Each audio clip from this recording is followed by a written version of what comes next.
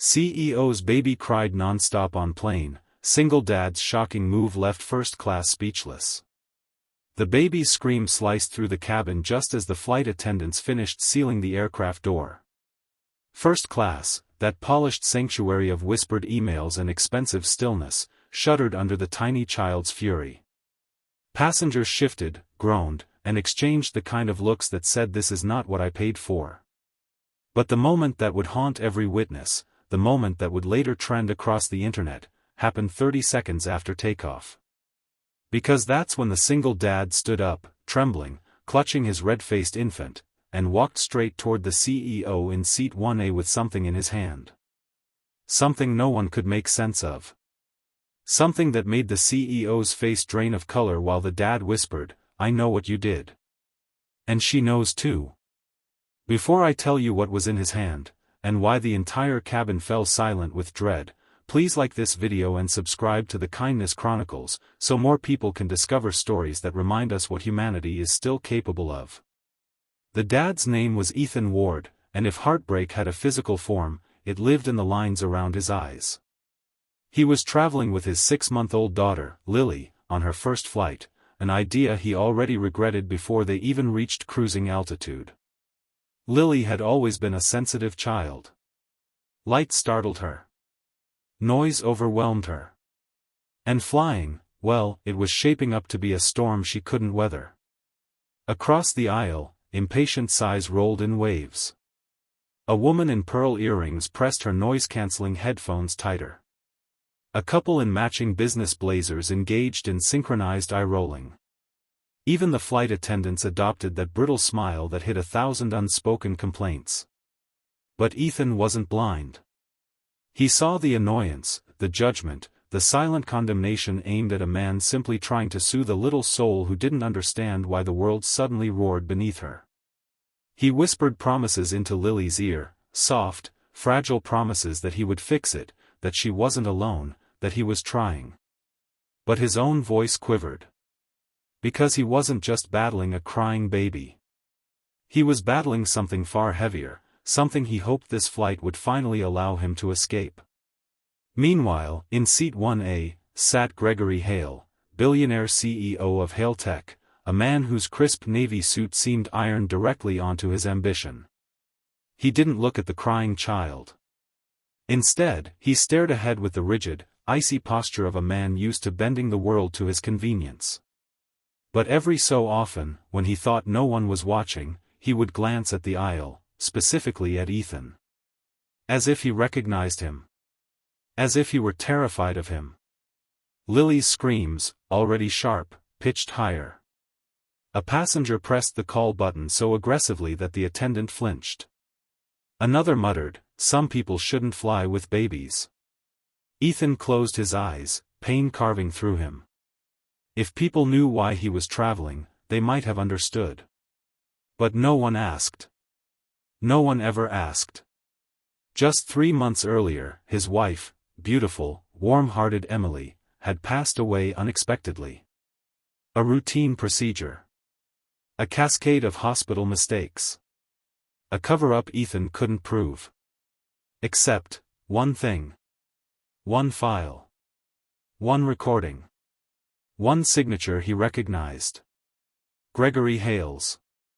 And as Lily wailed, something in her father broke open. A quiet, trembling rage that had slept beneath grief like a coiled serpent. This wasn't just a flight. It was the confrontation he'd never wanted but could no longer run from. He reached into the diaper bag, though he wasn't grabbing anything for Lily. His fingers shook as they closed around the item that had kept him awake for nights. And when Lily let out another heart-shattering cry, every head turned toward them simultaneously, an audience awaiting a disaster. That's when Ethan rose. The cabin froze. He carried Lily against his chest, shielding her tiny body with one arm while gripping the mysterious object in the other. Step by step, he walked toward seat 1A, toward the man who had stolen his wife's life with a decision made in a conference room far from consequences. Gregory saw him coming and visibly tensed. His hand slipped into his jacket, like a man preparing to call security, or worse. But Ethan reached him first. "I know what you did," Ethan said, voice low, trembling, raw. "And she knows too." Lily, as if sensing the storm inside her father, whimpered softer, staring at Gregory with wide, wet eyes. Passengers gaped. Flight attendants froze mid-stride. No one dared breathe. In Ethan's hand was not a weapon. Not a threat. But something far more disarming. A baby bottle. With Gregory Hale's name printed on the hospital label attached to it. The CEO's pupils contracted. His lips parted, but no words came. The entire cabin waited, suspended like a held breath. And Ethan, whose voice had been so patient, cracked like thin glass.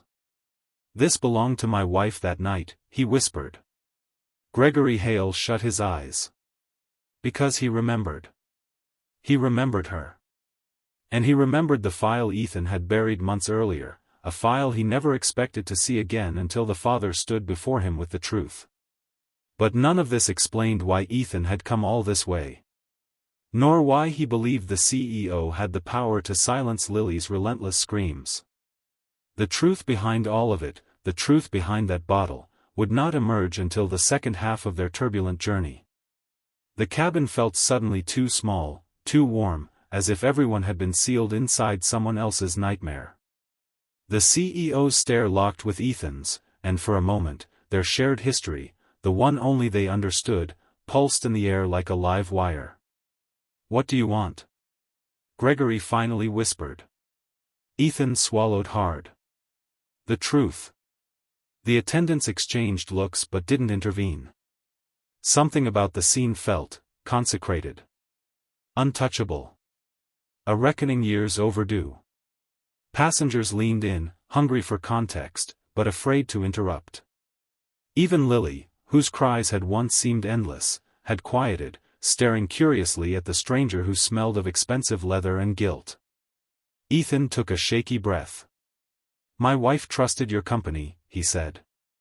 "She trusted your facility. She trusted the procedure you promised was safe. And when something went wrong, when someone on your team made a mistake, you tried to bury it. You signed off on it." Gregory didn't deny it. His silence did the confessing. "It wasn't supposed to happen," the CEO muttered at last, voice cracking like an old door. "She wasn't supposed to die. The team told me it was preventable. That the anesthesia error could be covered quietly.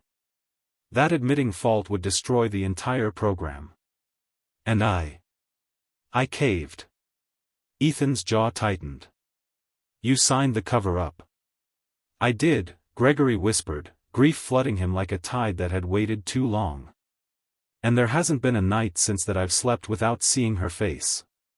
Something in the cabin shifted.